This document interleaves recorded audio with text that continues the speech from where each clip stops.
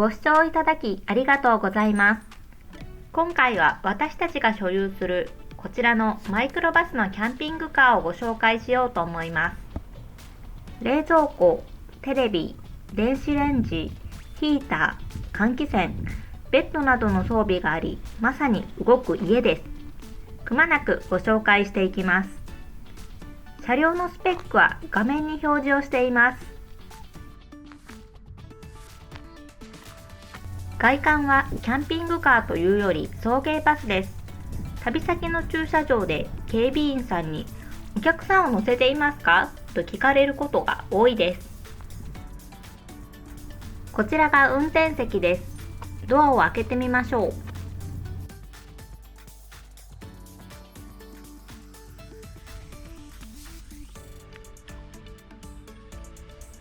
運転席の位置が高いことがわかります。見晴らしが良くて運転しやすいです。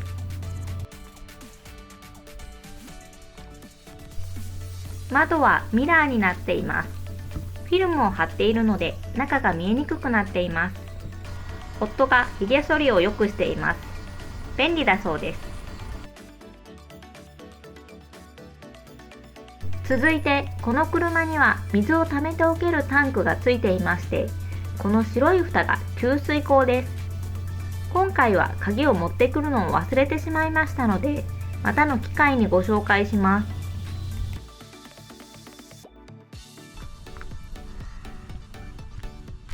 トランクは観音扉になっています。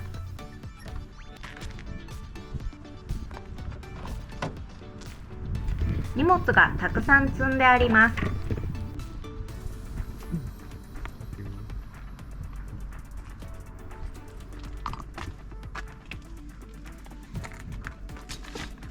発電機や雪道用のチェーン、キャンプ道具が積んであります。薪や炭も積んでました。燃費は悪くなりますが、キャンプのたびに荷物を乗せ替えるのが面倒なのでそのままにしちゃっています。トランクの上は後でご紹介しますが、ベッドになっています。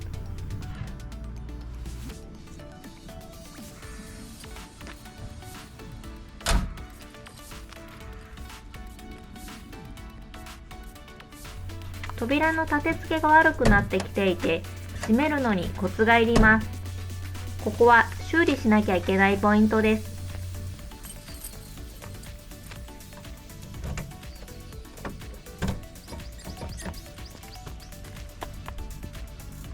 またコースターの持病らしいのですが、リアの扉の錆がひどくなってきました。ここも何とかしたいポイントです。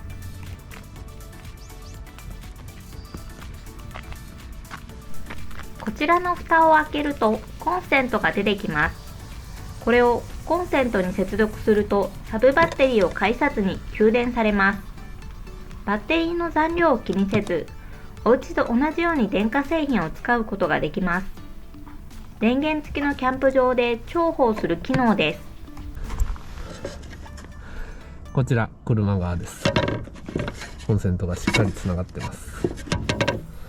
そしてこのコードをたどってこちらコンセントにつなぎました。これで車内で電源が使い放題と。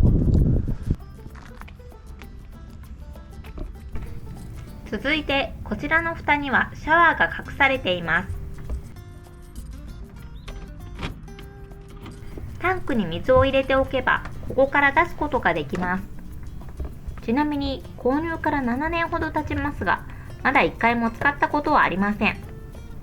今の時期は凍えてしまいそうなので、夏になったらちゃんと使えるかテストをしようと思います。使わなくても掃除はしておかないといけませんね。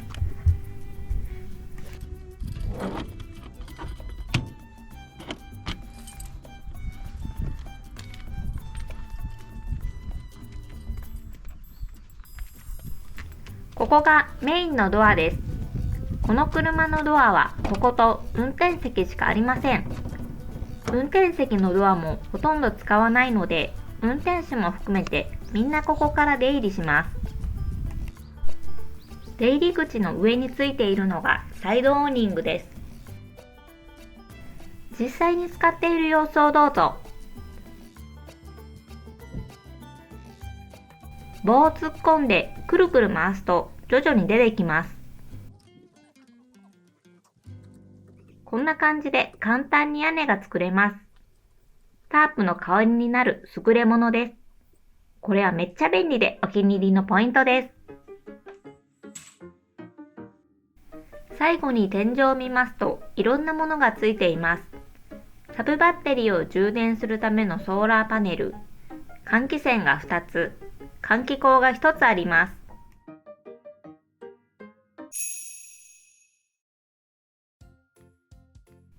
では、車内を見てみましょう。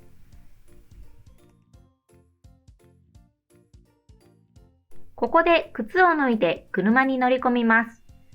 黒い鉄板より先は土足禁止です。脱いだ靴はこちらの靴箱に入れることもできます。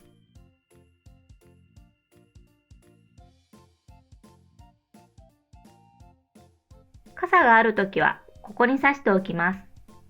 突然の雨に備えて傘は数分置きっぱなしにしています。靴箱の上には電装系の操作パネルがあります。スイッチがたくさんあって使い方を覚えるのが大変でした。メインとサブの2種類のバッテリーがありまして、それぞれのブレーカー、電圧計、個々の装置のスイッチがついています。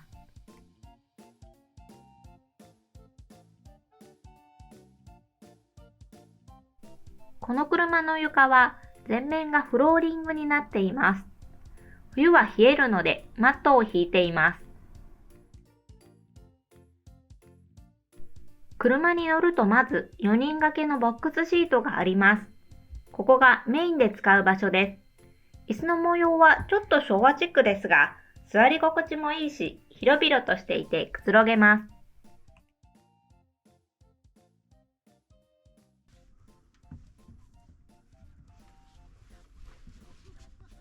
靴箱に靴直してね。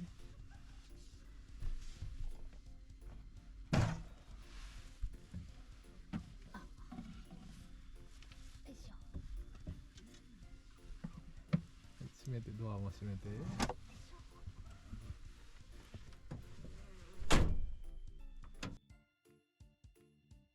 テーブルにはカップホルダーもあります。端っこにはリモコンが並んでいます。これはマジックテープで貼り付いているので、走行中に落ちたりすることはありません。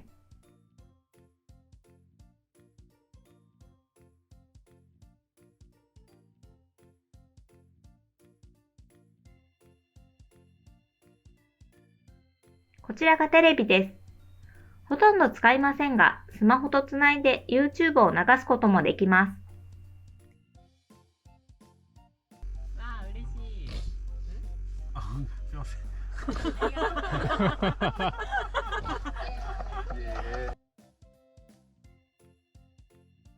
ライトもついています。これ一つで十分な明るさがあります。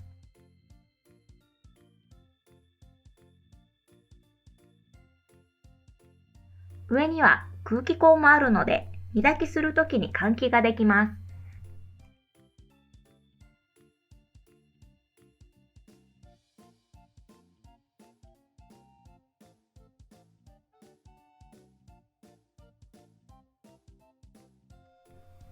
快適なお気に入りのスペースです。のんびりして過ごすのが好きです。車中泊ではほとんどこのスペースで過ごします。後ろにもテーブルがあります。こちらは6人が囲めるテーブルなので、人数が多いときはこっちを使用します。夫が私と結婚する前に、両親と兄弟の合わせて5人で北海道に行ったときは、夜ご飯をここで食べていたそうです。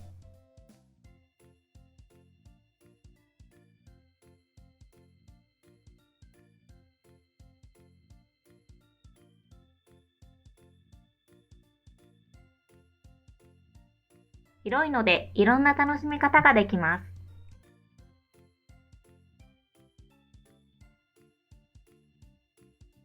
このスペースはベッドに変形させることが可能です。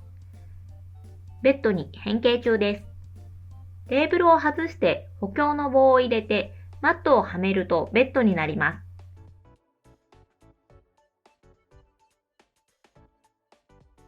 大人2人が寝れるサイズで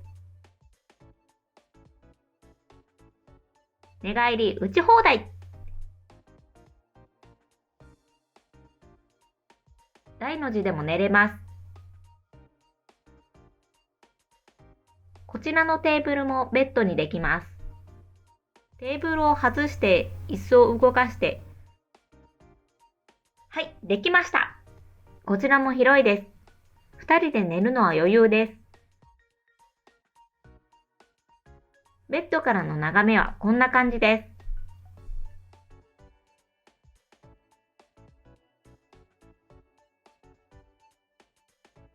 全部ベッドにしました。車内は走り回れるほどの広さで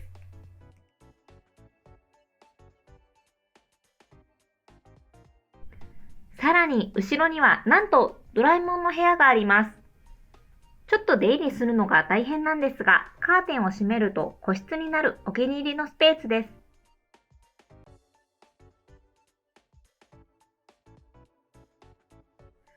落ち着きます。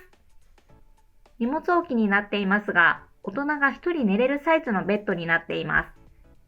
狭いのですが、それが心地よくていいのです。寝袋の山ですね、これは。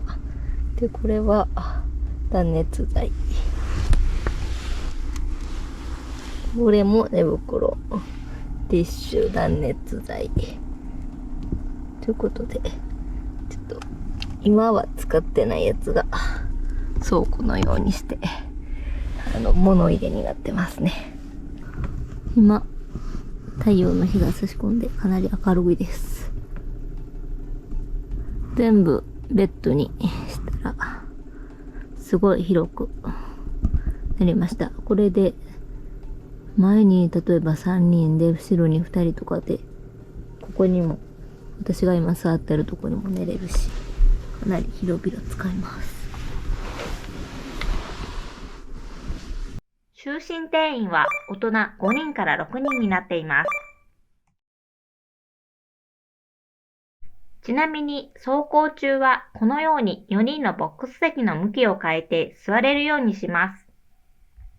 乗車定員は10人です。運転席、助手席、2列目に2人、3列目に2人、最後部に2人、ベンチシートに2人です。サイドの椅子はシートベルトがありません。この車が作られた当時は横掛けシートはシートベルトが必要ありませんでした。ただ危ないのでできる限りシートベルトのある席に座るようにしています。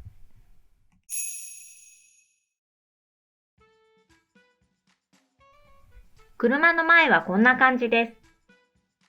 窓が大きいのでとても見晴らしがいいです。運転席、助手席はこんな感じです。運転席はシートがレカロです。中古で買った時からこのシートでした。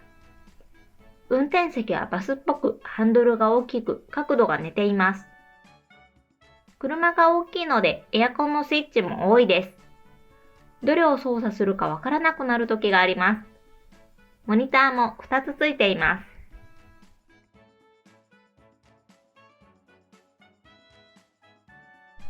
助手席に座ってみましょう。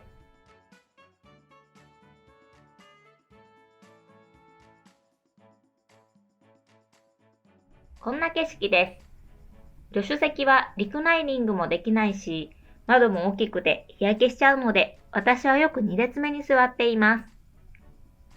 このフローリングの下がエンジンになっているので、高速とかでエンジンが高回転の時は騒音がすごくて喋りにくいです。バスを止めたいときはこのスイッチを押してください。ご乗車ありがとうございます。海峡バスです。次は乗り物公園前に止まります。続いて、助手席の後ろのこちらは冷蔵庫になっています。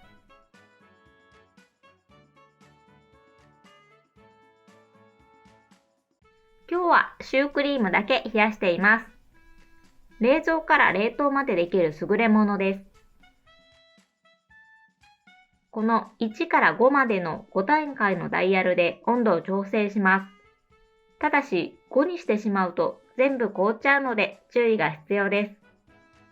2とかでも飲み物が凍ることがあるので結構強力なんです。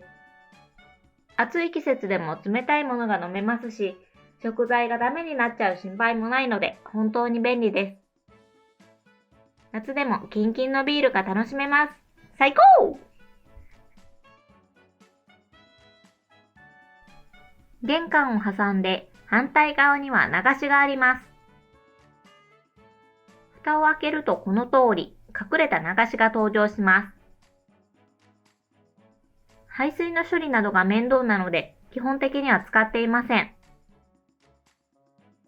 蓋を閉めたまま調理台や物置にしていることがほとんどです。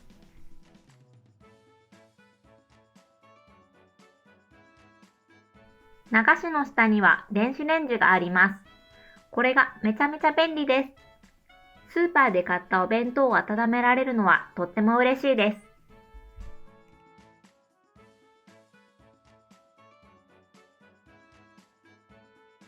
そしてこちらはヒーターです。FF ヒーターというキャンピングカー特有の暖房で燃料タンクの軽油を使うヒーターです。エンジンを止めていてもヒーターが使えるので冬場の車中泊で重宝します。もともとこの車はスキー場で車中泊をしたいという思いから購入した車なのでこの機能は外せませんでした。車内の何箇所かに AC100V のコンセントがあります。サブバッテリーからインバーターを介してコンセントが使えるので電化製品も使えて最高です。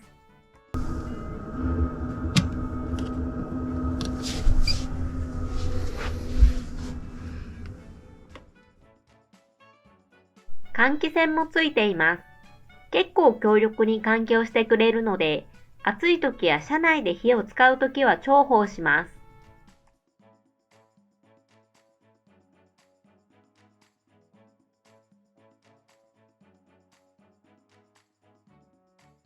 網戸もついています。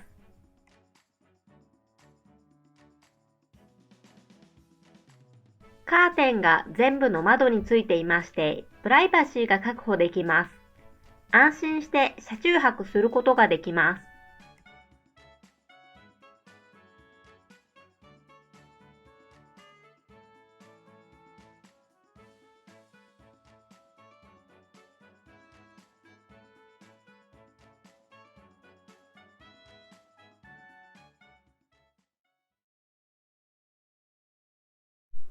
最後までご視聴いただきありがとうございました。